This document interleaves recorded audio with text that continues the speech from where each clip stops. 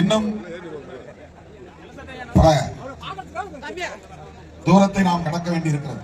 நாம் இப்போ சும்மா ஒரு மாநில கட்சி என்கிற அங்கீகாரத்தை தான் பெற்றிருக்கிறோம். அதுக்கே 25 வருஷம் நான் படாத பாடுபட வேண்டியிருக்கு. 10 வருஷம் தேர்தல் அரசில் வராமல் மொத்தத்தில் 35 ஆண்டுகள் ஒரு மாநில கட்சி என்ற அங்கீகாரத்தை பெறுவதற்கு பெரும்பாடுபட நேர்ந்தது.